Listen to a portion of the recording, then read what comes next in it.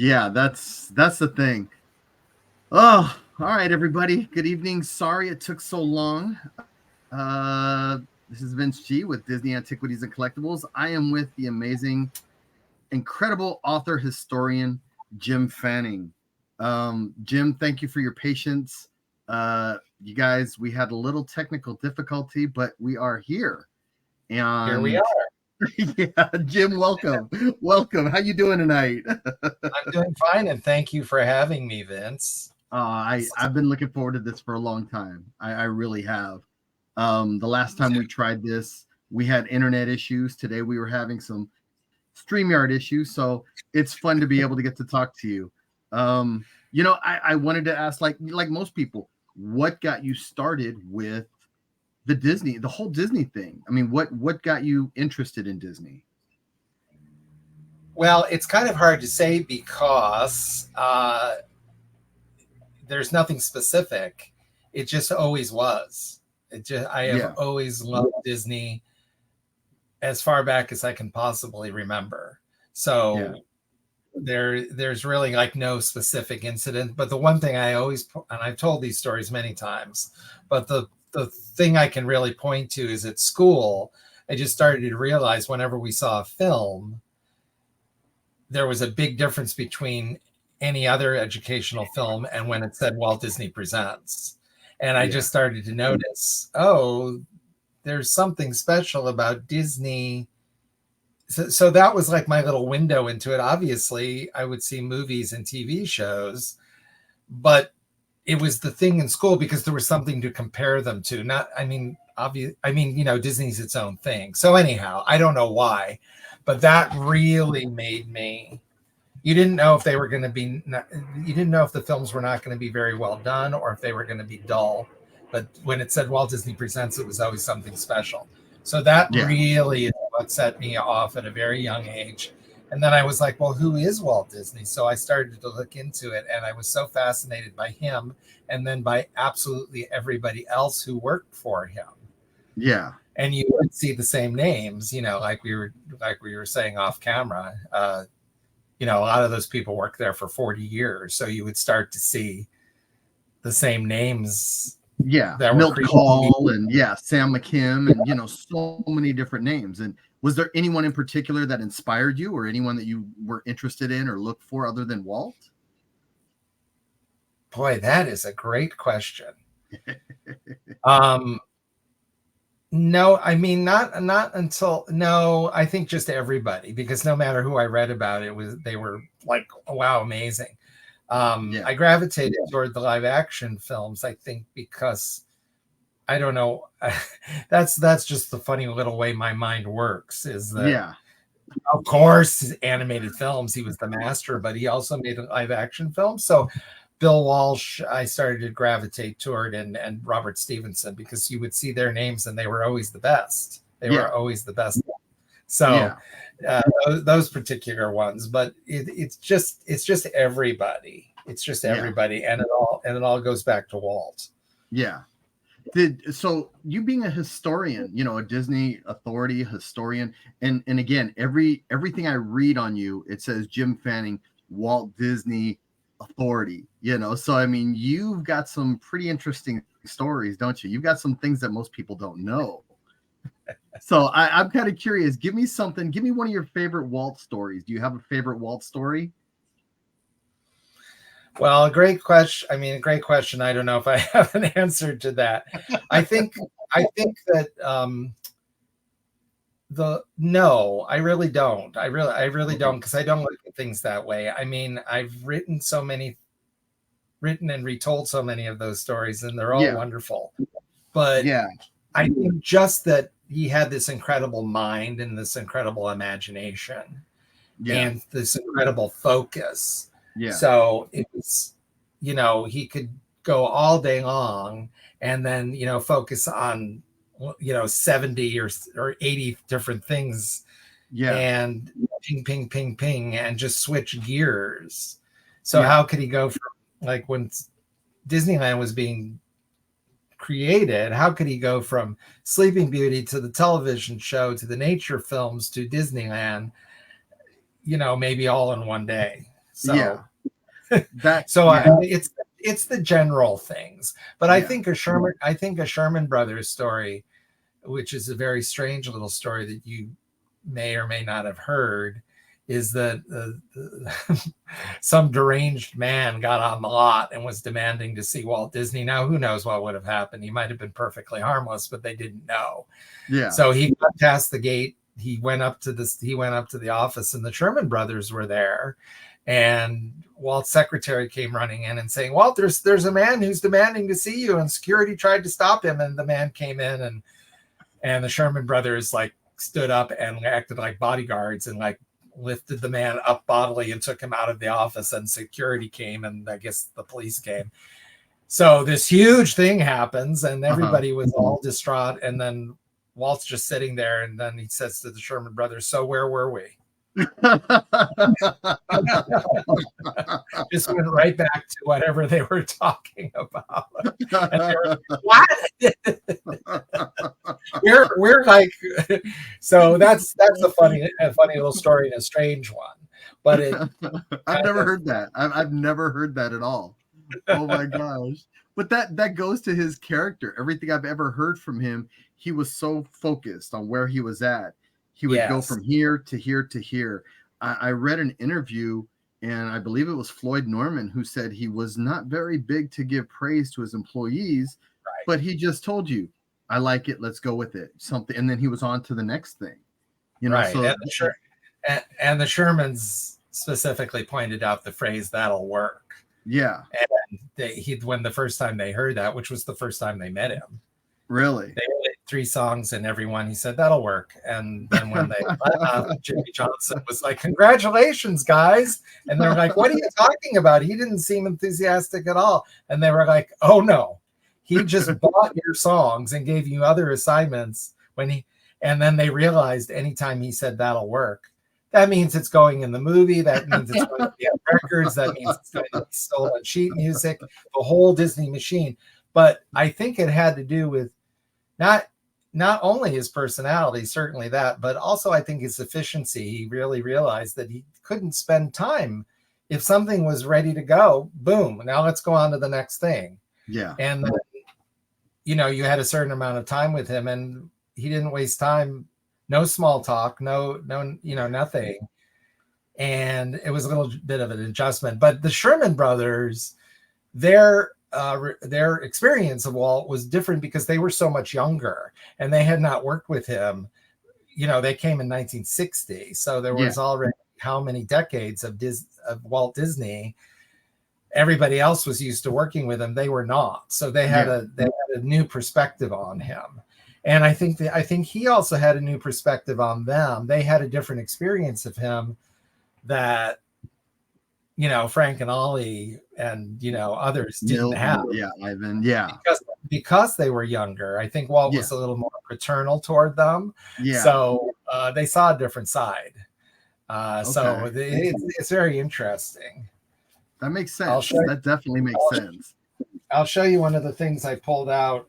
I know we were going to talk about some of the Tulgey Wood TV videos, but one of the things I pulled out to show you, this is one of my prized possessions. And I did a video on the music of Bedknobs and Broomsticks. This is one of my prized possessions because of the inscription. When I interviewed them about Bedknobs and Broomsticks, Richard and Robert very graciously signed this for me. And it says, to Jim with our friendship and admiration. Wow. Every time, let alone when I first got it, which was like 1994, this probably was something like that, 96. Yeah. Every time I look at it, even today, I get chills and goosebumps. Really, I was lucky enough recently to get a book that has their autograph, and I didn't get to meet them, but to be able to talk to them, and in their experiences with Walt, that's got to be something pretty amazing. You know what I mean? Yeah. Yes. I mean, yes, and they worked very closely with him, which didn't happen with everybody either. Yeah. They didn't, a lot of other people who worked on a lot of Disney films for a lot of years or different Disney projects, they weren't necessarily experiencing him personally a lot. The Shermans did. Yeah. Because Walt would always call them in and work with them pretty extensively. So yeah. You know, I Walt's favorite song was "Feed the Birds," wasn't it? Wasn't that his favorite song? yes, that's Yeah. so we surmise, because he always wanted to hear it and loved it so much. Yeah. So Yeah. and what a beauty of a song. Oh yeah. Yeah, it brings tears to people's eyes anytime. You know, you mentioned your broadcast on YouTube, Tulgey Wood. You want to tell everybody a little bit about that and what you do? I love it. You guys, you need to definitely get involved with this. There it is right there. Yes, it's Tulgey Wood TV. There's the spelling and everything else. So Yes. you can find, anybody that hasn't found it on YouTube can find it. Yeah. And March will be the 4th anniversary. And the idea is that thank you. I've had a lot of great feedback and a lot of great viewers and a lot of very faithful fans. So I'm very grateful for that. Yeah. And the mission is to have a new video every Tuesday. Mm-hmm. So there's already quite a few videos up there. So if you want to spend some fun time looking at some fun videos, they're there. And we have new ones every Tuesday. So the sort of mission again of the channel is it's based on my collectibles. Now there are other videos about other things, and there's quite a variety of videos at this point, but especially at first, all the videos were about my collection. So for Disney collectors, it's the very thing, and I hope people find it to be a lot of fun. You know, that's how I came across, you know, that's how, you know, I first met you, was maps. Through the maps. I would bug you. He was so gracious and so kind to me. Here's this guy who's bugging him about maps and asking him questions. And, you know, here's this Disney author who's taken the time to talk to me. And you were so gracious, and I'm so grateful. But yeah, absolutely, guys. It is definitely worth looking up. Tulgey Wood TV.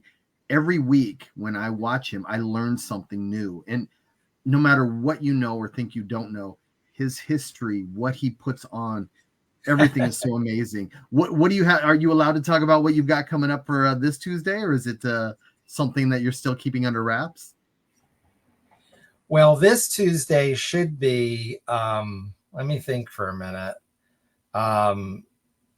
We've taken to putting some of my articles from D23 up, read by Dean Brinkerhoff. So who's he's my partner in our video series, Digging the Details. He's a wonderful Disney historian. Yes, he is. And a wonderful person. Yes. And we have a lot of really great projects coming up for this year, but he has taken to narrating or reading aloud my articles, and he has a wonderful voice. Yes. So hopefully it's going to be this Tuesday. He's reading my article about 50 Happy Years, the 1973 celebration of Walt Disney Productions. 50 years, which, you know, I wrote a few years back for D23, but I think this is a good way for people to discover some of the articles they may not have read, and hearing them read aloud is a whole different experience. So that's a new thing. Yeah, I like that. I definitely like that, because, you know, I mean, sometimes, you know, people, I drive, I have a long drive to work, you know, so I enjoy, you know, the 45 minutes I can listen to somebody, or I listen to you. You know, I may not always look down to glance, you know, but I can hear you and what you're saying, you know, and a lot of people enjoy that aspect of it. So, you know, and again, that's why I never miss you. But you know, the other thing that I wanted to ask you about is you guys did this amazing one about Walt Disney, or Abraham Lincoln. And I how much research went into the Abraham Lincoln, you know, Great Moments with Mr. Lincoln, because that was so detailed. It was really great. I love that. Oh, good. I'm so glad you enjoyed it. Yeah. Well, usually we're talking about I mean, all I can do is talk about it from my own point of view. Yeah. I've written a lot about some of these subjects over the years. Yeah. So I've already read and written and delved into it. So it's usually just me bringing things up. Dean is extremely knowledgeable, and we tend to pick subjects that we both love, obviously. And he already knows quite a bit. He may have done a little bit more research than I did. And he always tells me things that I didn't know myself. So really, but yeah. Oh yeah. Yeah. So, and he has insights too. It's not just, so I don't really know, but yeah, I look back at some of the things I had written just to refresh my memory.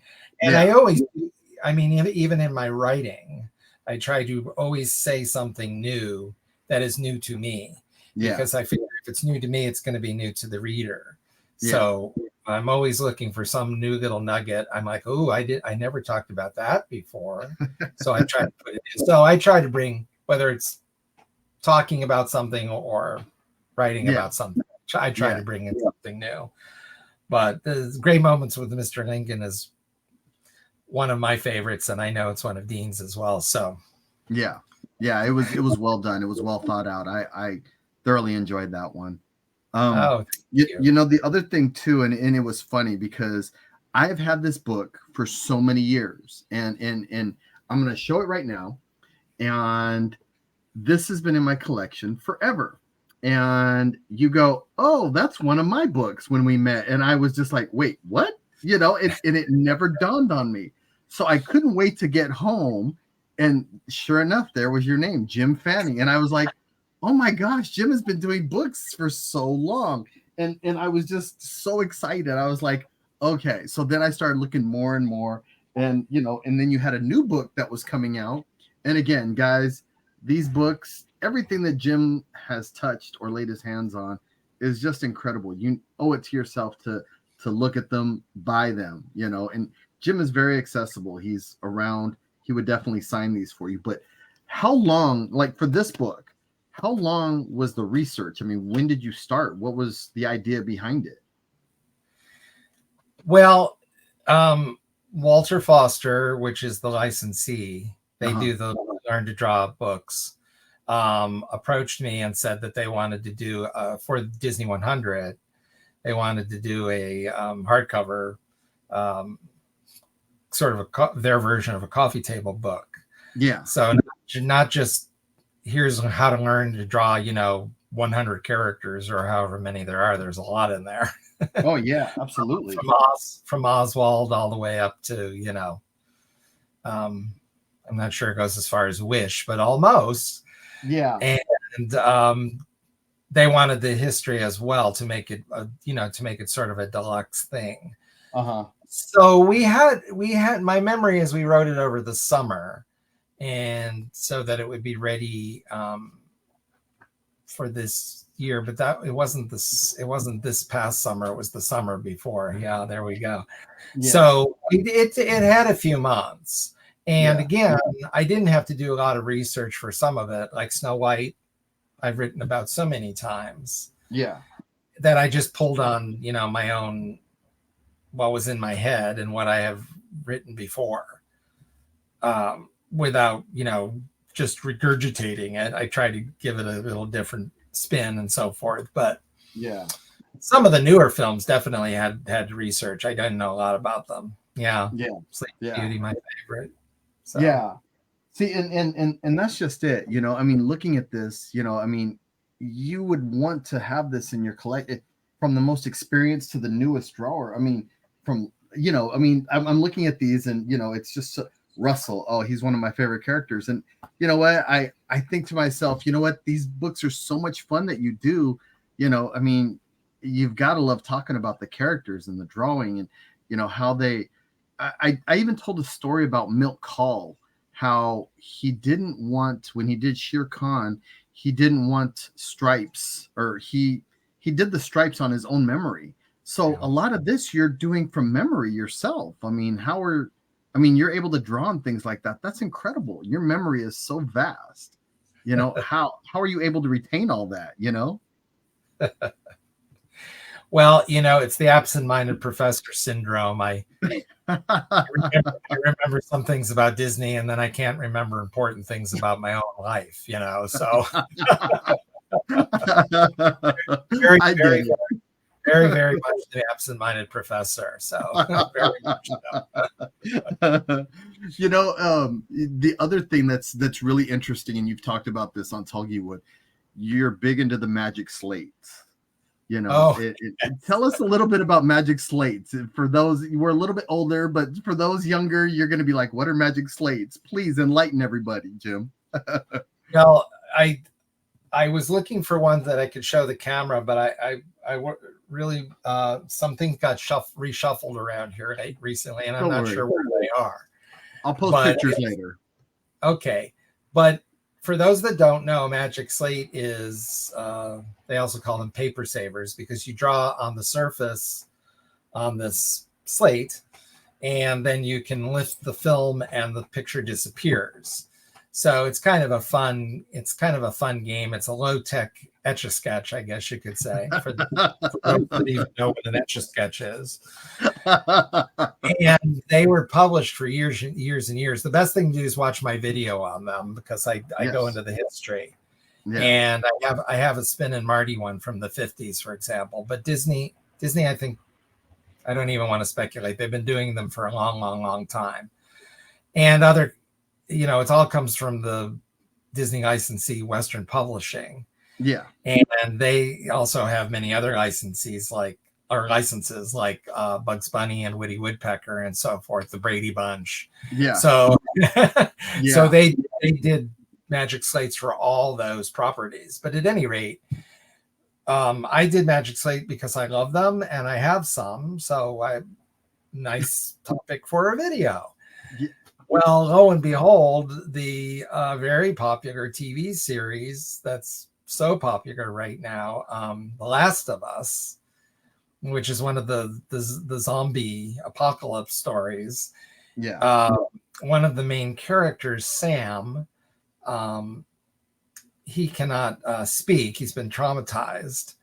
So in the show, Sam uses a magic slate to communicate. Because he can't speak, he writes down what he wants to say. Yeah. And it renewed. People were like, just like you were saying, Vince, they were like, what's a magic slate? So they went online, and apparently they find my video because it's one of my most popular videos. And I have the viewership just zoomed, and so many comments. Otherwise I wouldn't have known why, but people commented and said, oh, I saw this on the Last of Us. And one wondered what a magic slate is. So I enjoyed your video and seeing what they were and seeing some of the examples. And I said, thank you. Now please watch the other videos too. Yeah, please. Now that you've seen those, you know, you told a story that we talked about this last time. Were the Russians really using it? Were they really using magic slates? Yes. The story is that the CIA started to use them, and I guess they found out the Russians were using them too. I think this was in the 70s. Yeah. And they found, because it literally leaves no trace. It's the way they work. I don't want to say technology because it couldn't be lower tech. Yeah. But the way they work, you write it on there, and unless you press very heavily or something like that, where it leaves a groove. Yeah. But you use the stylus comes with it. So it's sort of designed to just, and that's the magic of it, is you lift the film and it magically disappears. So they were able to put messages that they didn't want anybody else to read. Yeah.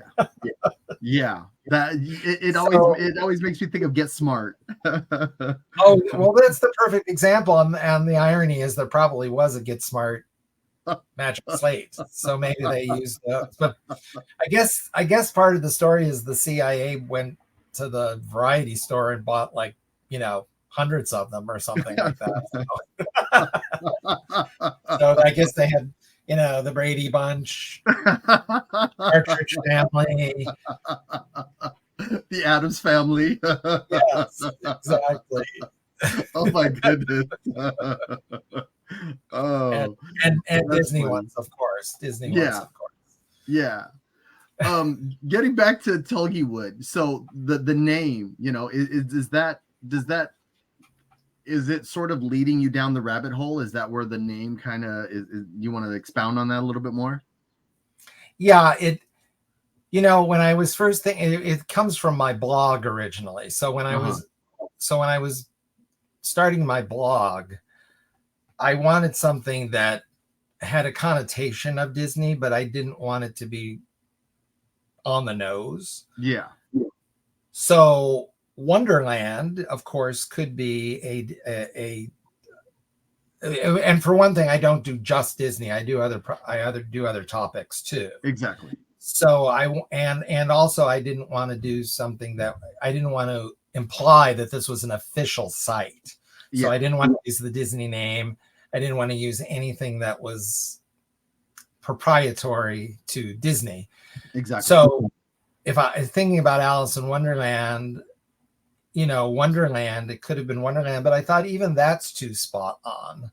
And then I thought, Tulgey Wood. So in Walt Disney's Alice in Wonderland, as all your viewers know, Alice wanders through Tulgey Wood, and it's the dark forest where she thinks she's seeing madness before. Now she's really seeing madness. So I was like, well, that's perfect, because what could be more mad than anything that I'm interested in? So the little slogan for the blog is a method to my madness. And then when I did started the YouTube channel, I thought, well, Tulgey Wood was the blog, so this could be Tulgey Wood TV.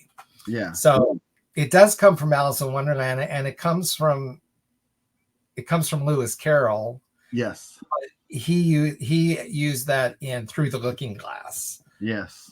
The second Alice book. So that's where it's from. And it just, to me, it's supposed to have the connotation of, here's a crazy place you're going to come, and you're not going to know what you're going to see next, and who knows what's going to happen. And it's just all nuts. So yeah, I've learned so much, from the cereals, Captain Crunch, the cereals at Halloween, Hanna-Barbera. I mean, you touch so many different subjects. I get that, we're talking Disney antiquities and collectibles, but most of us have so many outside collectibles and interests that it just touches on everything, so I love that aspect.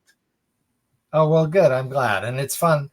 It's mostly Disney, but it's fun to do other things as well, because I think if you're interested in animation, comics, film, TV, it's all these other things as well. So yeah. So there's Captain Crunch cereal, and then there's the Spin and Marty cereals from the Mickey Mouse Club. So from cereal to cereals. Yeah. See, and those, it's always something interesting. You even in ladies, for those watching, you even did something on Barbie, which was pretty neat. I had a sister, my sister Vicky, she collected Barbies at one point. So I wonder if she watched it. I need to ask her about that. Yeah, please do. And there will be another Barbie coming soon, another Barbie video. Oh, really? Okay. Yes. Okay, just our guests get the exclusive. Okay, I like that. That's right. That's right. It'll be I think fascinating and a lot of fun. But again, it's based on, I mean, I might have done a Barbie video anyhow, but I have my own Barbie collection. Yeah. So when and from day one, I was like, well, of course, one day I'll do a Barbie video because I have all these Barbie dolls and kids. And so, but when the Barbie movie came out and was such an enormous hit, I was like, oh, please, what could be more obvious? I'll do one now. Yeah, exactly. It perfect. It worked in line with each other, which is perfect. Yes. The other thing is, you were big on the Viewmaster reels, weren't you? You talk about those a lot. Yeah, and I grabbed a few just to show. These are kind of random, but they I think everybody knows what Viewmasters are, but this is the Winnie the Pooh and the Honey Tree one, Yeah. which originally came out in '66. This was a later reissue. You can tell by the design of the package. This was like from the '70s. And speaking of the '70s, Bedknobs and Broomsticks. Bedknobs and Broomsticks. And still in its original packaging. This has never been opened. It still has the $1.50 sticker on it. That's how much they cost. This, of course, came out with the film and is beautifully, beautifully done. Oh, yeah. And then I have a lot of park ones. So I've done, I think, 2 on the park ones. They're absolutely wonderful. Yeah. So this Wonderful World of Walt Disney World, it came out in '71 or /72, Main Street, USA. Yeah. So I love these 3-dimensional pictures, and these were always so well done. So it's three different kinds here, because of course the park ones, the photographer went to whatever park it was, and they've done Epcot and they've done Tokyo Disneyland as well as Disneyland Walt Disney World. Yeah. So obviously they went and took pictures, and you can see, and it's fun to see the attractions that are gone and see changes in this beautiful 3-dimensional photography that you look at through the viewer.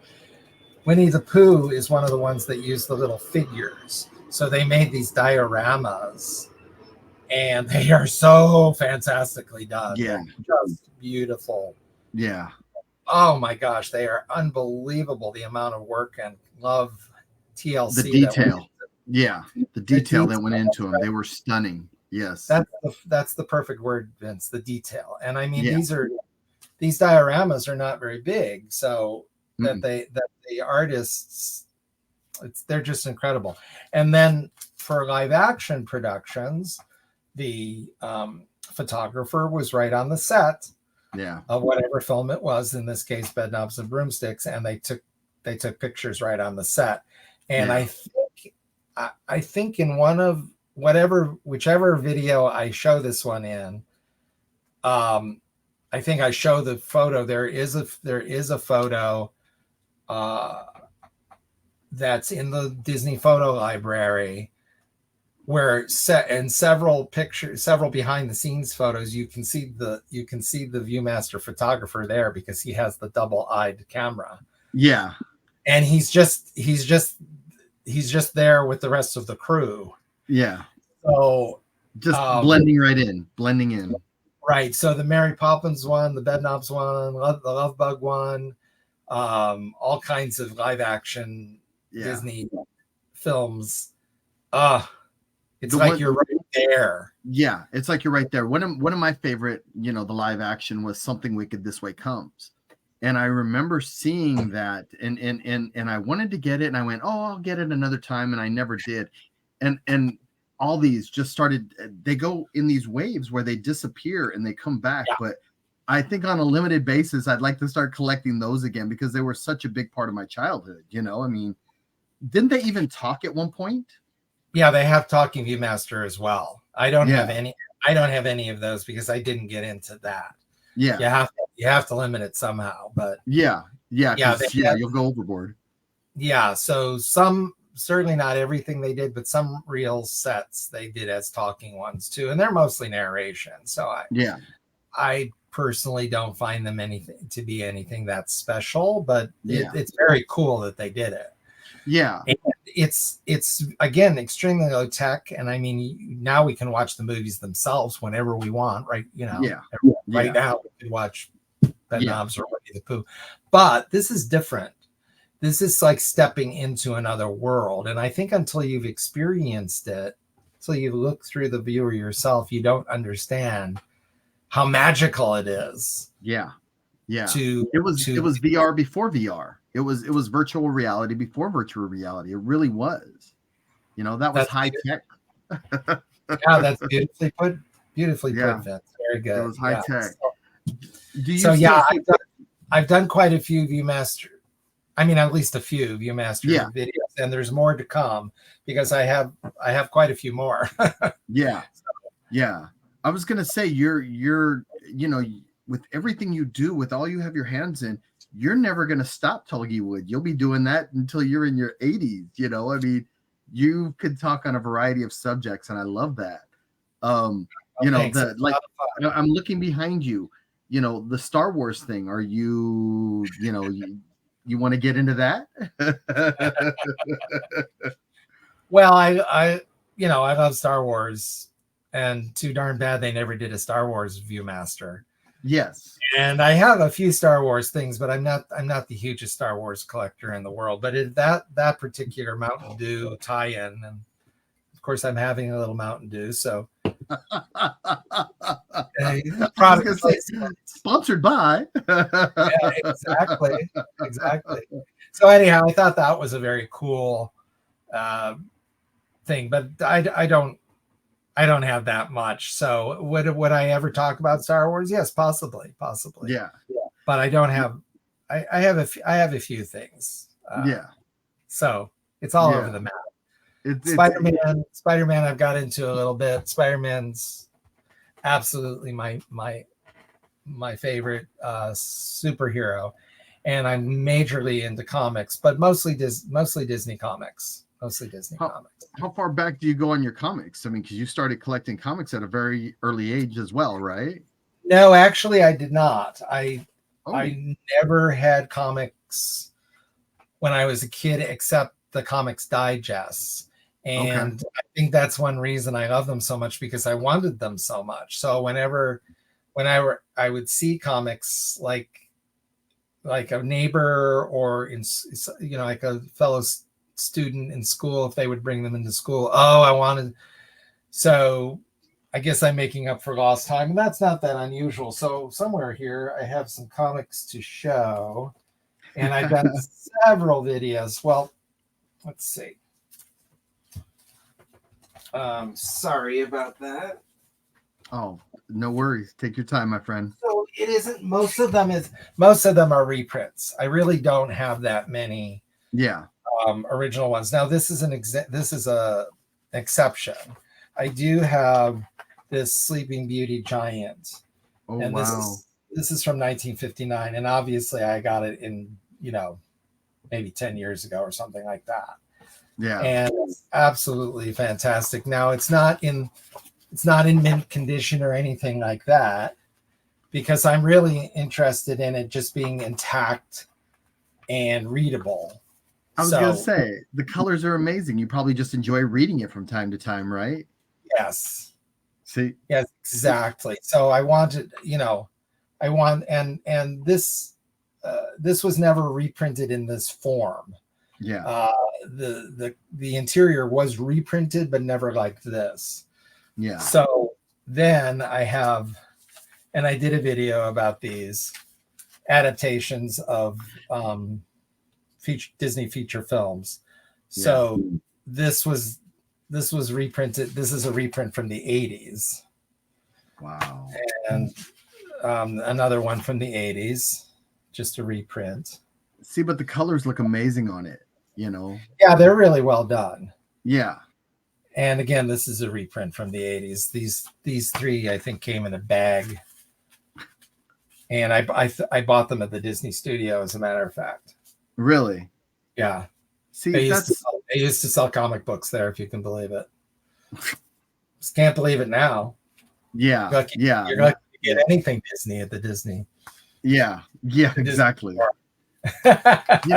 It's funny, because that's the hard thing about collecting is you'll see these things and you want to touch them, you want to feel them, you want to look at them, but at the same time you want to keep it, in their casing or in their shelves or anything, Well, some collectors do. I'm not like that. I don't.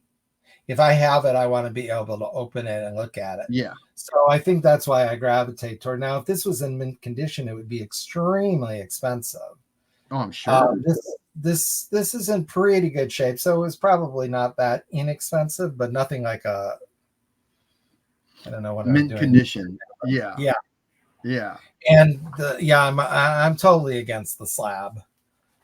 Those slabs that's terrible. That You know, it's like in Toy Story 2. If you encase them in plastic, they're entombed. They're entombed forever. Yeah. It's that same feeling because, you know, I mean, it's still the joy of being a kid and touching everything and feeling and looking and, you know, showing your friends, you know, and you know, like my partner, Greg Zayek, who's not with us this evening, but he has two of just about everything, one for himself and one to keep me in a case, you know, and he's like, oh, I get to play with this, you know, he turns into a little kid, you know, so that's a lot of fun, you know, being able to do that.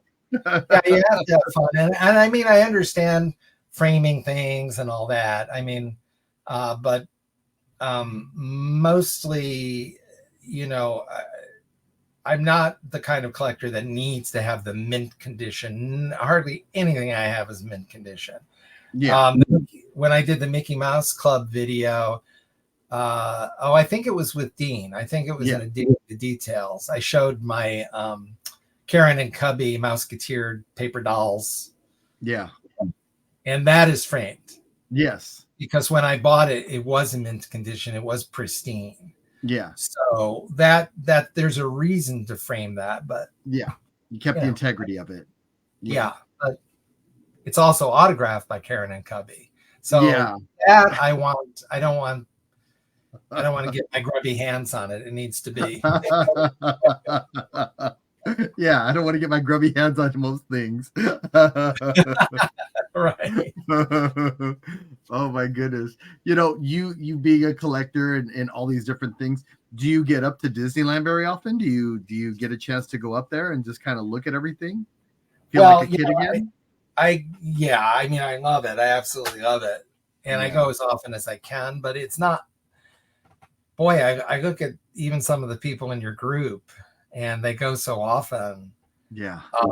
I know people that go like every week, you know, several times a week, something like that. I don't do that. I would love to, but I certainly try to go, you know, a few times a year. Yeah.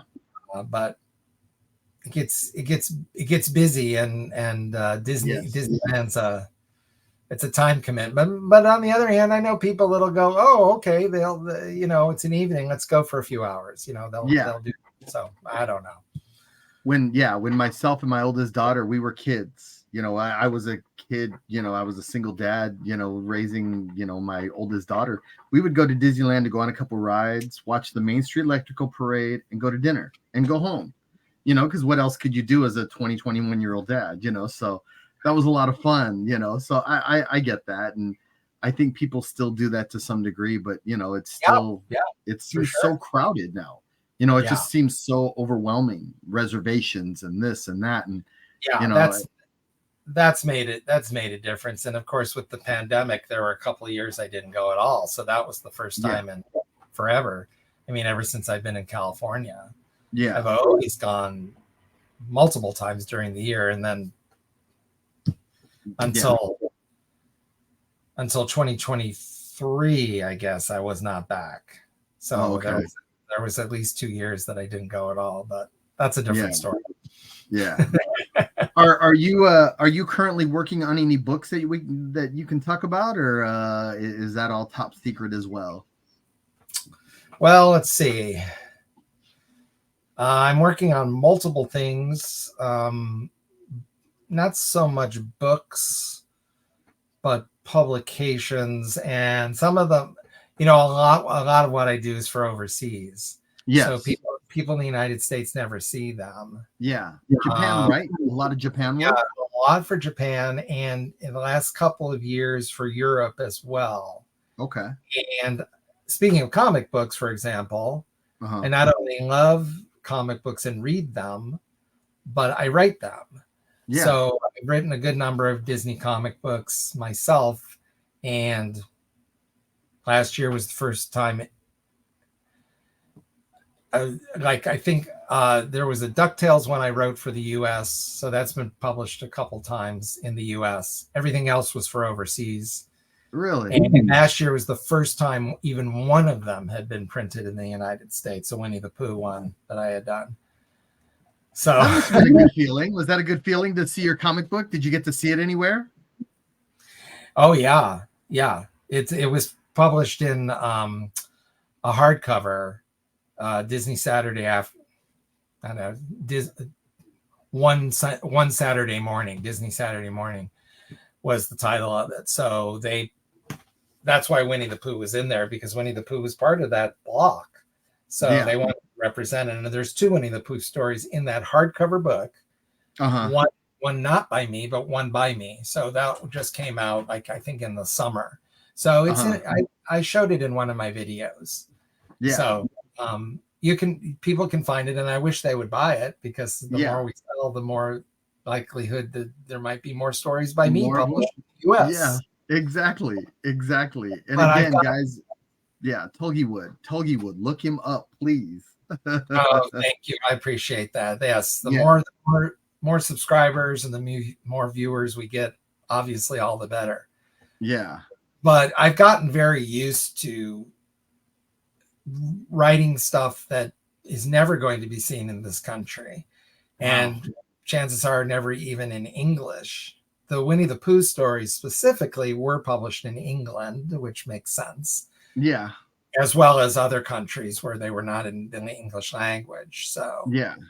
But I think I have one, but I wouldn't be able to access it. But at any rate, there's some samples on my website, which is jim-fanning.com. That's sort of my portfolio, my online portfolio. But anybody can look at it if they want to see some of the things that I wrote.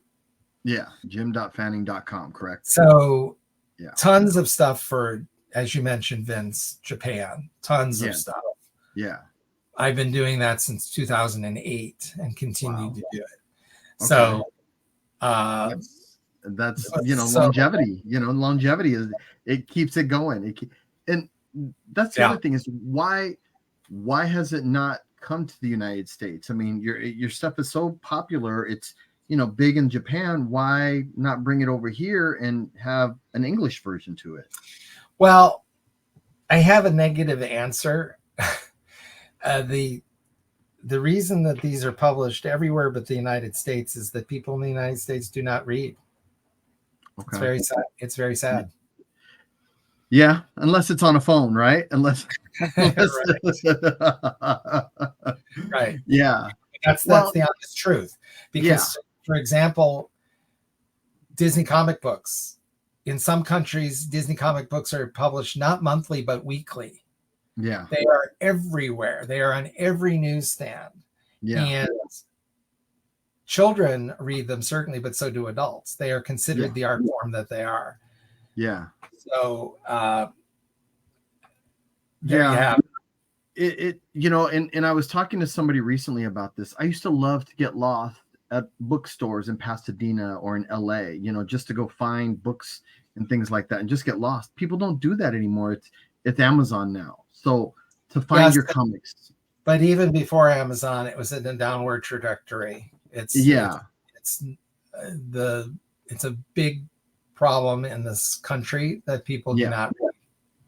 Yeah. And it's not universal. I mean, they have the internet and online bookstores in other countries too. Yeah. They still read. Yeah. And that's why magazines are still published there. Yeah. Yeah, we don't. Yeah, what is it? Online subscriptions now. It's online subscriptions for everything anymore. I mean, and that's okay as long as they survive. But it's getting to the point where just the big ones like Time and the New Yorker. Yeah, but, a copy of the New Yorker costs like $8.95. Yeah, I just bought a Life magazine, and it was about It was from the movie. It was It's a Wonderful Life. Yeah. And I think I paid $18 for it, but I mean, I had to have it. It's a Wonderful Life. But yeah, those are basically books with the Life logo on them. They're not. Life magazine hasn't been published in years. Really? Okay. Yeah. I was thinking, am I missing out on Life magazine and don't know it? No, it's been years. Yeah. Decades.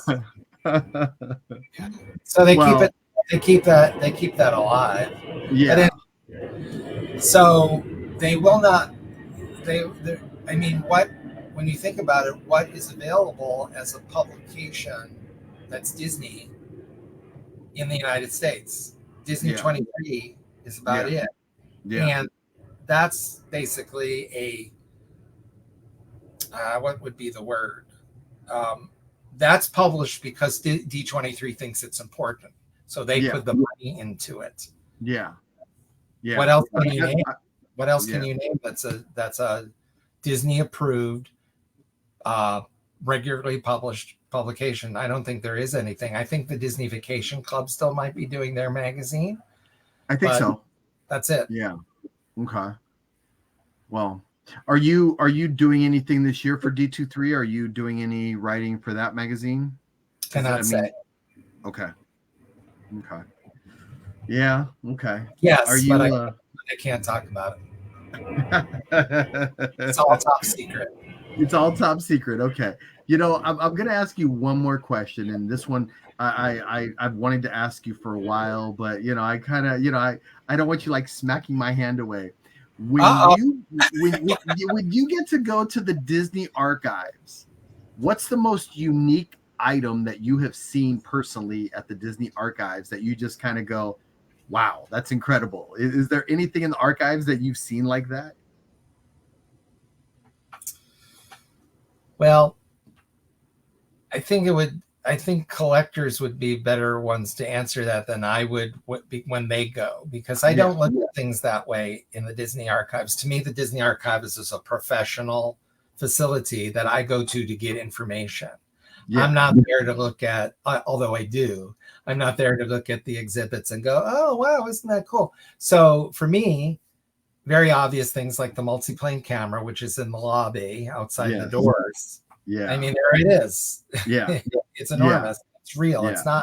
It's not like the little facsimile that you might see elsewhere. It's the real deal. And it's they're lucky that lobby is so big. The lobby goes way, way up. That thing is huge. Yeah. I tell people, take the tour. If you're part of D23, if you're a member, take that tour. It's incredible. You will absolutely see things that didn't know existed even. And I obviously, I've mentioned it like 5 times already. Bed knobs is a big fascination of mine, and they have quite an extensive bed knobs collection. They have the broomstick, the bed knob, Amelius Brown's case that opens up, the case, and other things. And there's a reason for that. Think about it. The archives was founded in 1970. Bed Knobs and Broomsticks was filmed during 1970. So Dave Smith made it a point to go and collect the props. Otherwise, they would have been shut away and perhaps lost. That's the reason. And that's the important thing about the archives. That proves it. Yeah. Because nothing, or I don't want to say nothing, but very little was saved from any other film until 1970. Yeah.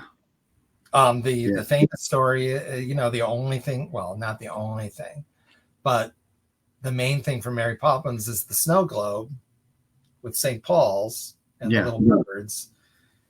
And, a janitor had fished that out of the garbage. Yeah. And put it in his locker. And then 20 years later said to Dave Smith, I have a prop from Mary Poppins. You can have it. It's the only reason it still exists. Yeah.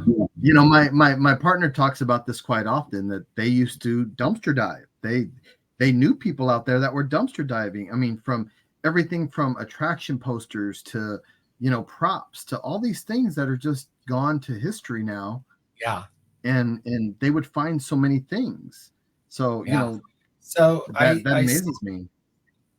Your question was an excellent one. I celebrate the archives for that reason, because from the moment it was founded, they started to make it their mission to save some of these things. And now, now they still kind of have to pursue things, but they try to get not everything, but representations and certainly major props and so forth. So, but then again, there's exceptions like the Shaggy Dog from 1959. They have the ring. They have the magic ring that fell in Tommy Kirk's pants cuff. And they have the beautiful painting of the sorceress or whatever she was that from medieval times with the Shaggy Dog in the painting. So they have those, and those are major props. I wonder if just the foresight wasn't there, if they just thought there was no room for these things, if they just, if they needed to just get rid of everything, Well, the thing about it is that until film fans who had been film fans as children and then grew up and said, wait a minute, this stuff is important, all the studios would not save things unless they saw a future use for them. And Disney was no exception. They're working companies, they're businesses. So they had no sentimental attachment to something, and the film was made and it's good and yay, it's great. The film was the thing. They didn't stop and think, oh, maybe we should save artifacts from this. It took film fans to make that a priority.